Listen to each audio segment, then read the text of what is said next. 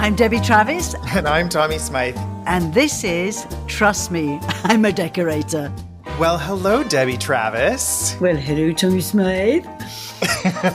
You look like you have like a hesitant look on your face. I want to tell you something before we get started. I was in your old stomping ground yesterday. Patrick and I traveled to Montreal to see the solar eclipse. Oh, okay. Oh, wow. Well, here's how it happened. We were on Sunday morning, so the eclipse was on a Monday. On the Sunday morning, Patrick said, you know, it's going to be cloudy in southern Ontario, and I really want to see this, so I think we need to go to where it's going to be sunny. So he figured out that Montreal was in the path of totality, so where you could see the full effect of the solar eclipse, and the forecast was perfect in terms of blue skies and sunshine and no clouds. So we talked a little bit about the ways in which you can get from Toronto to Montreal. And what I have always found so interesting is that basically it's a 5-hour journey, whether you fly or whether you drive or whether you take the train. It's more or less the same thing, because by the time you get from your house to the airport, to the airplane, to the airport, to the other hotel, so in my view, the least stressful way to get there is to go on Via Rail. So we booked Via Rail tickets. And then here's my second favorite thing is when you get to Montreal on Via Rail, the Fairmont Hotel is up the escalator. It is literally built on top of the train station. So if you're looking for convenience. And that's the famous hotel where they did the John Lennon sleep in, right? John and Yoko did their bed in that hotel. So it's a mid-century modern hotel. And so we had the most delightful experience. And Patrick planned all of this for us. So thank you, Patrick. It was just couldn't have been better. We got in a very short Uber to Union Station in Toronto, got on the train. We watched movies. We caught up on emails. There was full Wi-Fi. We went business class is only like a $45 upgrade or something crazy. And so we had a lovely meal. We had free flowing drinks. It was just couldn't have been more pleasurable versus being in a car and being stressed out by other drivers. And, you know, it's an ugly car drive. It's not pretty. Yeah. So it was just amazing. And then we went upstairs to our beautiful room in the Fairmont. We got organized. We had a nice dinner in Montreal at one of my favorite places, Sushi Momo. And we had the perfect eclipse. And then we got home last night at about, I guess, almost 1 a.m.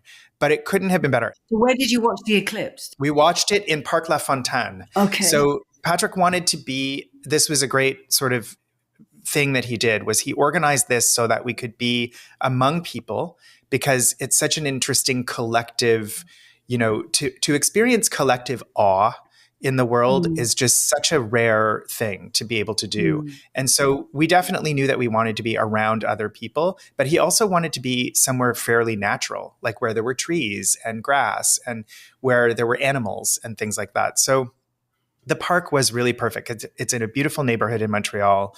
It has beautiful restaurants around it. So we got a little pizza picnic, and brought it into the park and had this beautiful, moving collective experience for the eclipse. And then we hopped on the train and went back home, and it was just easy as could be. Wow. So you had a lovely time. I did. Yeah.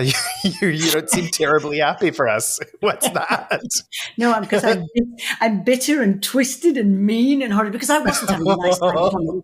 So this is what happened to me while you were having such a jolly time with Patrick, having lovely meals and drinks and hanging out with strangers and all that stuff. So I was flying from a tiny airport called Perugia, which is in the middle of kind of Italy, little local airport, Ryanair, usually not bad, into Stansted, which is, anybody who's listening to this who knows, is a living nightmare, which is very east of me. It's an hour and a half to my house, but Ryanair often flies into, because one of the things you have to be careful with Ryanair is they say, oh yeah, we're going into Paris, for instance, but it's actually 5 hours outside Paris. That's why the ticket's so cheap. Anyway, so I get to Perugia Airport and it's a 9:00 flight. And I'm coming to London because I've sold my house and I have literally to pack everything up single-handedly. Yikers. Pretty much. And so I'm on my own. So we get there, and as they jam everybody, it's an old airport hangar. So it's not very big, you know, like army airport thing. And they jam everybody in, and then they tell you, oh, it's, it ended up 3 hours late. So then the toilets closed, You can't get Oh out my God. through passport control. And there's no conveniences. The vending machines are outside, so you can't even get some water. Anyway, so it's really miserable. Luckily, in the airport, I bumped into somebody I knew, a film writer who's really nice. And so we kind of shot the breeze and everything. But then I would like to do an entire podcast on etiquette. Etiquette and murder, maybe. So I get on and they're jam packed, but it's only a 2-hour flight. So it's not the end of the world. So we get on the flight and they're very nice. And I'm sitting next to a guy and I'm very, very sensitive. Like a lot of people are today after COVID. I was always like that, of people who make disgusting noises and do things, right? So this guy starts sniffing. So I'm trying to read my book and then I'm, giving him the side eye, which I'm very good at, as all mothers are, glaring at him. But his cold progressed as the 2 hours went. So he started off with a sniff, then he's dripping, and then all over, everything. And then he starts sneezing and he sneezed for an hour and a half. I mean, literally did not stop, all over the place. I had to actually give him, I had wipes. I didn't have any tissues or anything. So I'm sitting, because I, of course, didn't take a mask. I'm sitting with it all, because the last thing you want to do, you've got all this stuff planned, all the things I've got a couple of parties while I'm here. I'm seeing friends. And the last thing I want is to get a bloody cold, right? No. And you are going to get a cold, I think. Yeah. And it sounds like you're getting one. Well, I don't know. It's all your immune system. But, if it had been somebody I knew, if it had been you, I would have hit you over the back of the head and said, could you breathe in another direction, Tommy, please? But I didn't know this guy. So I just glared at him and he didn't care. And then he would sneeze. As he sneezed, he turned onto me every single time. So I'm God, battering this thing. So that was disgusting. And then we got into the airport at 2 a.m. and it was bedlam. At Stansted? Oh my God, there were more people there than I've ever seen. People, because you know what? They're also the early flights. There's nowhere to go. And it's so hard to get to this airport. Remember, London has like 7 airports and it's cheap flights. So all the backpackers are there and they're sleeping on the floor. So, hundreds of people all over because they're waiting for the early flights. And then I came in here and the heating's off, the water's off. There's no water to drink. It's like, what? So then I booked a cleaning lady for 7 a.m. So I didn't want to wake her up. She didn't turn up. What? So Is she okay? I really don't care, Tommy. But no, she still hasn't turned up. She's not coming. So it was just one of those days. And all I have are boxes piled up, ready to start taping and all that, the pens, the this, the that. And I think packing is like one of the hardest things because it's not a matter of just putting stuff. It's where does that go? Are you giving that to a friend or are you, keeping that? And I can't keep all this, there's nothing. No, I mean, part of packing, I've done it so many times and I'm a well-known packer. I'm very good at it. And I always think, to myself as I'm doing it, the key to a successful unpacking is the packing process. So you don't pack anything that you don't want to keep. The big mistake that most people make is they just throw everything in boxes and think, I'll deal with it on the back end. You don't want to deal with it on the back end. Yeah. Purge it, get rid of it, send it to a charity shop, get somebody to pick it up, put it out on the road. One person's trash is another person's treasure. Yeah. And it'll be gone in 5 seconds. And you'll be so much more glad that you did that. But my question for you is, how did you end up doing this by yourself? Where is your family? So my family who are also staying here have left me all their rubbish and all their laundry and all that kind of stuff. I hope they're bloody listening. They're having a baby. So you can't say anything or else. Oh, that's true. Yeah. The first baby in the family. And Hans is actually driving with Billy because he can't take Billy on the flight, right? So, because there's no European flights can take dogs. And I don't think he'd be very good on it anyway. But so he's driving. So he'll arrive next week. And also he's the kind of person who's like, no, you can't take that. Oh, I love that. That's my favorite shirt in the whole world. Oh, yeah. No, you don't need him around. I don't need him around. So I can get everything out and thrown. We have the dump down the road. Well, you've been here at Christmas. Yeah. So it's not a very big house. And it's actually been a great little house in London because it's, because my kids are humanitarians and they travel a lot, to third world countries. They came back here because they couldn't afford to get a place in London before. And so they would use this as a base. And they've been also, now they have a house, but they've been renovating that. But they've been staying here while they were renovating. So, and also I have no fridge. Shall I show you this? Hang on. That house has really Hang on. served. Look, there's my fridge. Oh my God. Where's the fridge? They took it. So I go to the fridge last night. I'm going, where the bloody hell is the fridge? Who took it? The kids? The kids. Oh. You know what though? They didn't take the kettle or all the beer glasses they've stolen. I feel like that's your husband's fault. Hans is, for anybody who doesn't know, he's a little bit mysterious because he never makes visual appearances. But Hans is the most generous person. Yeah, but you see, he doesn't discuss it. So when I screamed at him this morning and I called and I said, the fridge is gone, he says, oh yeah, Josh took it. That's what I'm saying. He's incredibly generous. And I'm like, you couldn't tell me, because I go in and I think, oh God, there must be some water. There must be something in the fridge. It is occasionally, there is a person behind the scenes who suffers from the other person's sense of generosity. Yeah. And you know, there's a big difference between real estate here and in North America, because in Europe, you take everything. You take your appliances, yes. You take all your major appliances. Yeah, your stove. Your cooker, your washer and dryer. I don't think you'd ever do that in America or Canada, would you? Absolutely not. No, it's always, you always transition. And the other thing is that I think the standardization sort of system is different in the UK. So everything usually fits where you're taking it. Whereas here, everybody renovates. There's 30,000 different appliance companies. They all make different size things. You know, there's some standardization, but it's not a given that your cooker's going to fit. Well, here the problem is that when you move, because of all the oil and gas things, you know, because of global warming, you're not allowed oil anymore. And so if you've got an Arga, which are fabulous and cost a fortune, and so people move into these beautiful old houses, you can't even give them away. And the new Argas are all electric, but they're like the price of a car. So things have changed so that it's like cars. There's certain things you can't drive anymore and all that. So it's all quite, you know, and you sit there when you're packing, and you're just like, every corner, you're thinking, I've got to do that, I've got to do that, I've got to do that. Oh, and then I arrived, and, you know, I have these two beautiful olive trees outside the house. Yes, I know them, So the driver, who is a friend who picks me up, who's a great guy, who nearly fell asleep at the wheel because it was so late. He goes, where are the olive trees? And that was like the beginning of the meltdown, you know. It's like, okay. Oh, they weren't there when you got there? He's giving them away. He said, I gave them to my painter. I'm like, you know, they don't ask.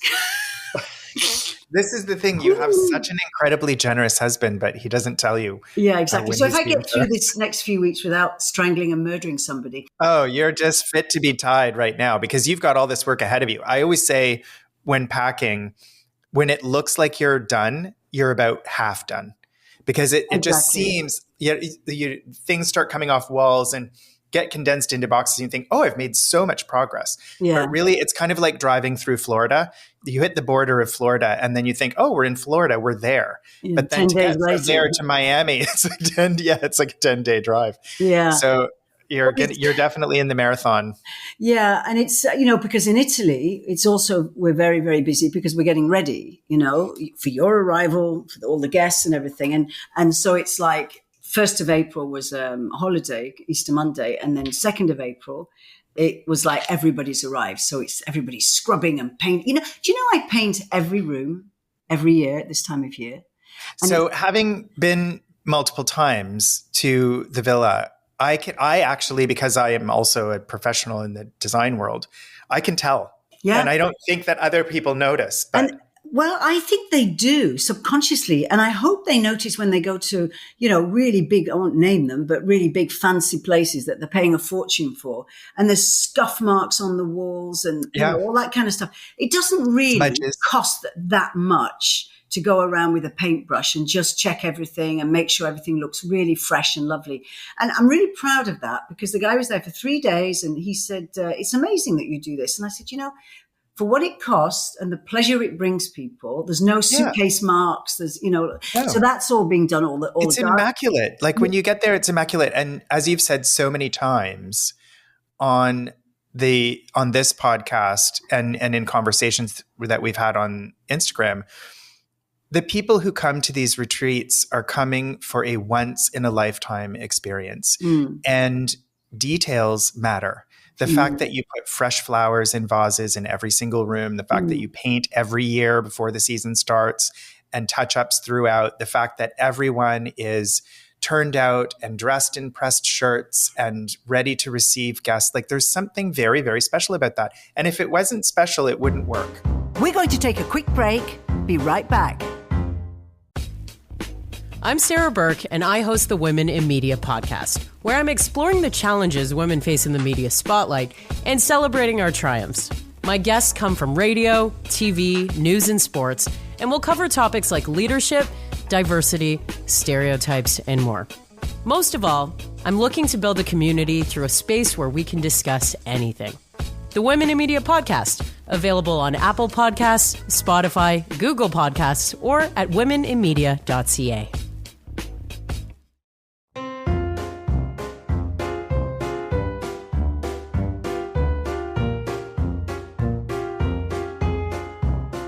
Spring here in Southern Europe is long. In North America, in Canada and, the northern states, spring hits really quickly, doesn't it? And boom, everything's open. Here it's this beautiful unfolding of nature. And it's quite remarkable. I mean, all the daffodils, the tulips, the blossom is just all the almond blossom, which comes out first. It's just, and you're watching it. I mean, you're literally seeing leaves opening up and it's long. And the poppies. I'm going to see the poppies this year. Poppies May. Yeah. So they're May. Now it's really just, all the greenery kind of happening. And it's every day. I mean, I could literally put a camera outside and it's just unfolding in front of me. And so, and the weather's been great. It's like 24, 25. But I love spring. And, we did a podcast with Anya, who's got a book out. Yes, the Garden Fairy. Yeah. So she does free gardening. So free gardening means how to propagate, how to ask a friend or a neighbor can have a piece of that plant or whatever, and how to grow it for nothing. And she's really good. And her book is fantastic. So she taught me on our podcast how to propagate roses. Oh, yes. So I did 50. So they're basically 50 stalks, and I put them into pots, and you put a little bit of propagating white stuff on, and one word. Is it lime or calcium or something? It's like something like that, Bone meal. It's bone meal. Yeah, and then the roots come out. Well, I hope Anya's listening, because 1 out of 50 worked. Oh my God! So you have to look at this like how much is my time worth? For all the time I spent doing this, like days, and I could have gone and bought a rose bush for like $10, I mean, gardening takes patience, but it's also so rewarding to do it yourself. And her tips, like I follow her on Instagram, obviously. She's very good. The tips that she has that are not just necessarily about propagating, but even just the other day. So when the hellebores come out, that's one of my favorite flowers. And they can be a little bit wilty, like the heads on them can sort of like bow down a little bit. She had this tip where if you slice all the way along the stem up to the flower head on both sides and put them in a vase of water, they stay bolt upright and they're perfect. Wow. And I love this because I've loved hellebores for forever, but I've never really known how to properly put them in a vase and keep them for a long time. So all of her tips and her tricks are just so useful. But I think everything that you do takes practice. And certainly with gardening, as you know, because you've been building this garden at the villa for so many years, and also you're British, and there's such a great tradition of gardening in Britain. It takes patience. We haven't even turned our irrigation on in Italy because we haven't needed to, and it's expensive, but it has to go on this week because now it's getting really dry. But England, you see, is perfect. It's got the ideal. It's the number one climate in the world for gardens. And that's why the Emerald Isles, Ireland, you fly over Ireland and people gasp from the plane because it's this, you've been, it's fluorescent green. Incredible. And so that's the upside from having a lot of rain. But the funny thing is, we did this live podcast, which was fabulous, right? I know. Today I'm thinking to myself, where's our audience? Where's the laughter? Where's the clapping? That great? It just makes you so giddy. Fun. It's like being a comedian on the stage. And with me particularly, you're much more restrained than I am, but and polite. But it's like plugging you in. I have no restraint. And you, first of all, I forgot we were being taped. So I got ruder and ruder. And then the story about the carrots. I mean, literally, I really felt like a comedian because people were roaring, weren't they, with laughter. It's a Anyway, great story. 6 packages of carrot seeds came through and some very rude pictures. So thank you very much, everybody, for the carrot seeds. And I will plant them. But yeah, that was a really great experience. I'd love to do that again. Listen, the whole reason that we moved out of the live format into the podcast pre-recorded format is so that you don't get canceled. Yeah, exactly. You'll say anything.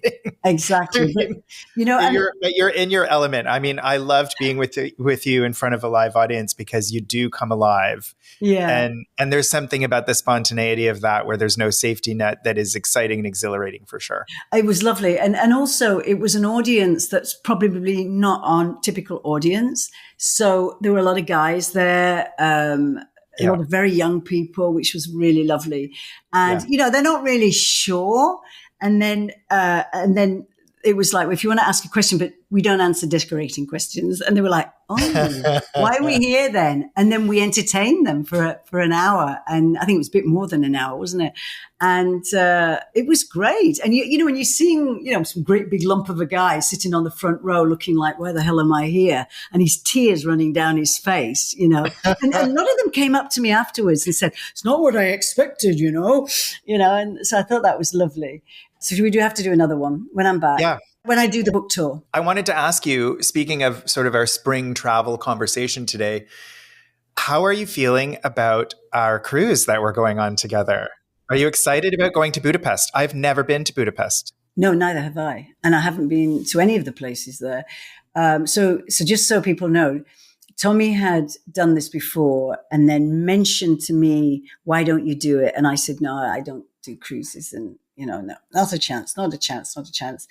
And then somehow you put the chains on me and made me do it. Anyway, so we're doing it. We're meeting in Budapest, right? Yep. And it's on a river. So it's not like one of those great big ships. And you go down the Danube, yeah? That's right. And then we end up in Nuremberg. It's funny because, we both, you and I, absolutely love travel.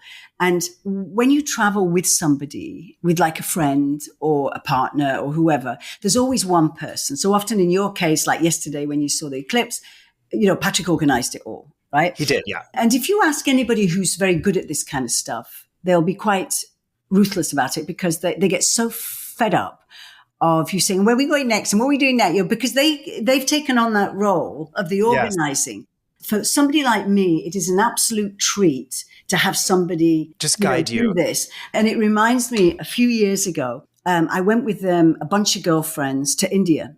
And we went to the south of India, which is a little calmer, to say the right word, a little easier on, the northern India, which is quite, rough, quite strong on the eye.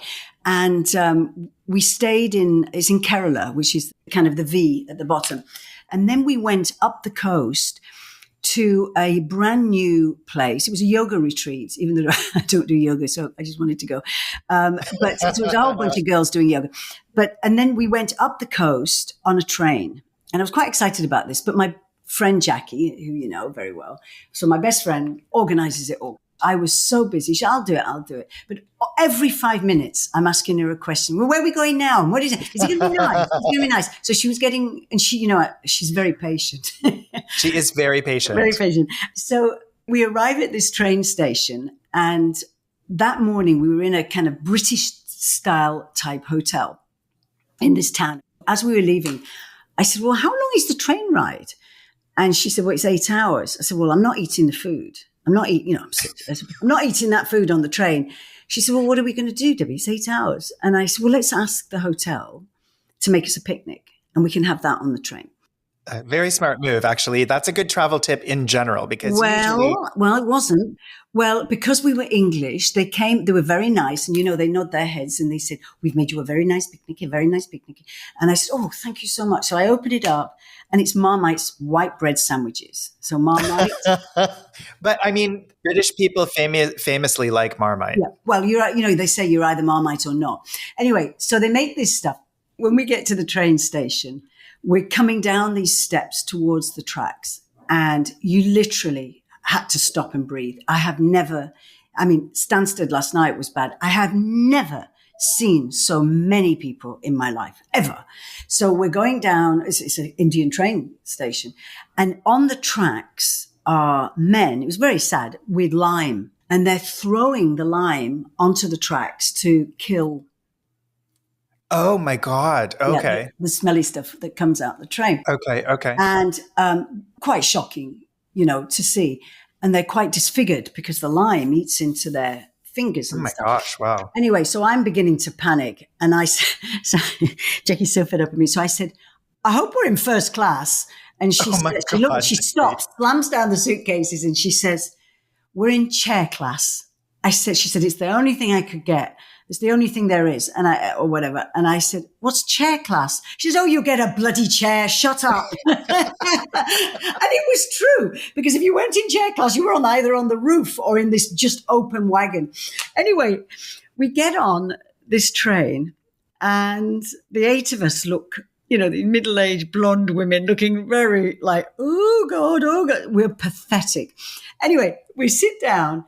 And, you're clutching your stuff, and I'm not using the toilet. Don't you use the toilet? Did you bring water? Oh my God, don't drink. Make sure, and you're just being very Western. We stop at the first station, and a woman gets on, or a bunch of women, beautifully dressed in their saris. And there's little tables where you're sitting, and everybody, all the Indians brought their tables down. And on each table, they put a huge leaf, like a rubber plant leaf. Oh, beautiful. And I'm like, no, I don't eat leaves. The train goes off. And the people get off, the people who are putting the leaves down, they get off. It's their stop. Anyway, 20 minutes later, the train stops again. And another bunch of women get on. And this time, they have huge steaming things of rice. Now we're getting a bit hungry, and the Marmite sandwich is looking really awful. So they scoop it on with their hands, and they put a blob on each leaf. So Jackie says, because she took the leaf, I thought you were supposed to eat the leaf, but the leaf is a plate. And so a couple of the friends said, oh, we'll have some rice. And the smell of this beautiful jasmine rice and everything. And I'm like, I'm not eating it. I'll have your sandwich. Give me your Marmite sandwich, 10 minutes later, we stop at another station, and now this curry comes on, like a very vegetarian. You would love it. It's very, very vegan down there. And then a vegetable curry comes on, and some pickle. And of course, I'm just getting hungrier and hungrier, and everybody else is slapping into this stuff. And by the time we got to the 10th station, where the next courses were coming, I was like, oh, whatever, I'll eat it. So it was kind of bizarre. So it was a really amazing kind of journey. But then when we got off, we were very good, and we packed up all our rubbish really nicely. And when we got off, we had some drivers waiting with a couple of vans for us. And we said, oh, look, what do we do with our rubbish? And he said, oh, you'll give to me. And then he threw it over a wall. Oh my gosh. And it was like, okay, we tried. That's what I love about travel. Sometimes it's nice to kind of go rustic. But when we got to this hotel was actually fabulous. The beach must have been 300 miles long. Wow. White, and all forests of palm trees. Because, when you go to the Caribbean, that's not natural to the Caribbean, a palm tree. No, it's not. No, they're not. They're not indigenous plants to that. It's floated over from Western India or Africa. Anyway, so when we arrived, it was fabulous. I mean, they had never run a restaurant before, so they had no clue. And it's pretty much a dry state, which was also another panic attack. So they had to go off and look for alcohol, which, God, I think it was some kind of rubbing alcohol they gave us. But it was quite nice with a bit of, lime juice in it. That was okay. But the one before that, we stayed, and they were little huts, and it had looked really nice on their website, little huts on the beach. And I'd gone on ahead, and I got there first before everybody. And I thought, I'll choose the best hut, You're so I said to this guy, will you show me all the huts, And then everybody else arrived, and Jackie said, I bet you checked them all out first, didn't you? She knows you. She paid a bit more to get one to share with a friend that had 2 floors, but the top floor was about 8 inches high. So you had to sliver on your side. And you couldn't. It was so hot. So it was just like a loft. But it is really an experience. It really is. It's marvelous in so many ways. And then we see the beach after the train. And Jackie said, oh my God, look at that beach. I've never seen anything so picturesque in my life. So we're walking early in the morning along the beach, and they have round fishing boats there that are bobbing in the water, and it's so beautiful. And because all the colors in India, the Yes, saffron beautiful and color. the oranges and reds, and so they've got the little sails, and so we're like, oh my god, Marigolds. yeah. And the men, you see, they wear these like long skirts that tie at the front, but then they wear a very ironed, beautifully crisp, very clean shirt. So we're walking along the beach. And I said, God, Jackie, I've never seen anything so beautiful. I said, look, even the locals, look at them all crouching, looking at the view, looking out to the sea. And Jackie turns around and said, they're having a shit. The fishermen, I guess that's where they go. So, it was great. Very fish out of water. I think you'll be a little less fish out of water in Europe, in the parts of Europe that we're going to be in together than you were in India. I mean, I'm really looking forward to starting in Budapest, but I'm also looking forward to Vienna and Nuremberg and all the little places in between that we're going to be visiting. Are you going to go offshore and do some biking with me and things? I'm going to do the biking, definitely. But I think what we'll do is, because we're not sure about the Wi-Fi and stuff, so we won't do a podcast while we're on the boat. But as soon as we get back, because you're coming to my place, we'll do a podcast there while it's all fresh in our heads, right? Yes. And then we'll give everybody some tips and places to go. And maybe we'll have Jackie on as well, because she'll be there with us at the villa. Yeah. You're going to be so sick of me by the end of that retreat. Probably. A week on the Danube followed by a week at the villa. Yeah, and we're on our own. You're going to be strangling me. I do have my own room. Oh my God, yes, of course. Yes. Tommy, move up. We could do toe to head to toe. You do as your kids. No, they'll give you a beautiful room. And it's really quite a lovely experience. I mean, the food is delicious and, everything is done for you and it's just so pleasurable. And the people are usually really, really nice. So it'll be a nice experience, I promise. Oh, it'd be really good. But it'd be nice to make some notes and then share them with everybody, wouldn't it? And for sure. Yeah, absolutely. Just from a complete naive kind of point of view. I've traveled since I was, a teenager when I left home. And literally was kind of 19 when I went to Japan to work with Jackie. And, when I look back on those days, I'm like, oh my God, how did I dare do all that? But my mother wasn't a helicopter mother like I am. I think a lot of people are nervous about travel and maybe even more so now. I think it's changed a lot too, though. I mean, there's so many of these discount air carriers and the airports are not as efficient as they used to be because they're so much more crowded than they used to be. And, I love the fact that travel is more for everyone now and that it's accessible, but also with that access comes a lot of its own problems. And I mean, what was the airline that you've got me flying from? You've got me coming from. So that has been voted for the last 10 years as the worst airline in the world. You put me on. You told. So here, you don't know this. You know what the name is? You know what the name is? Whizz. Who would fly on an aeroplane called Whizz?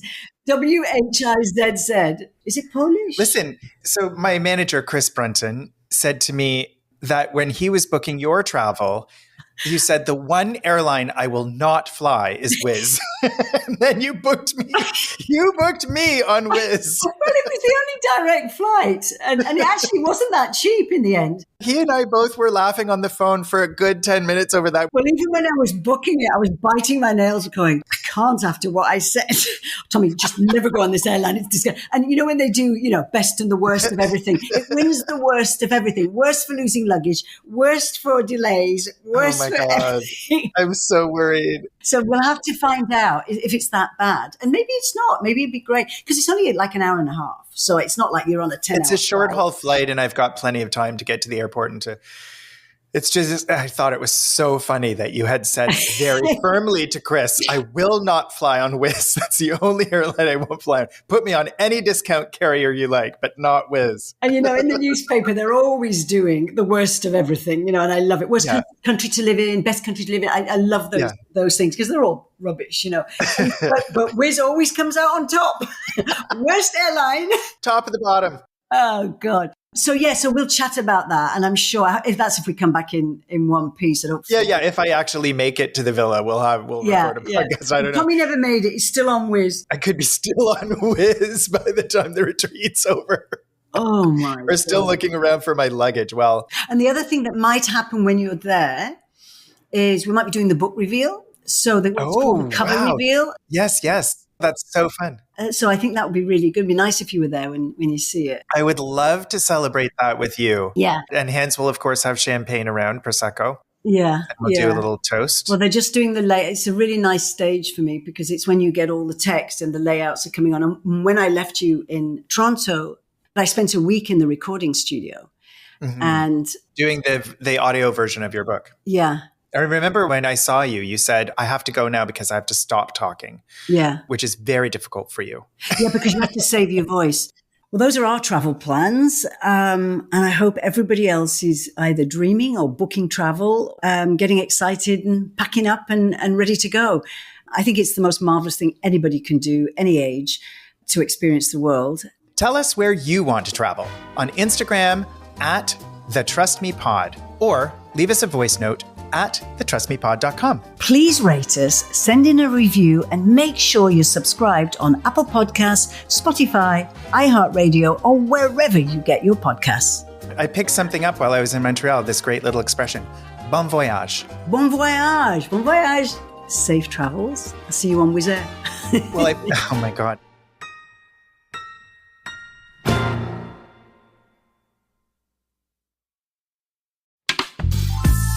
This podcast is distributed by the Women in Media Podcast Network. Find out more at womeninmedia.network.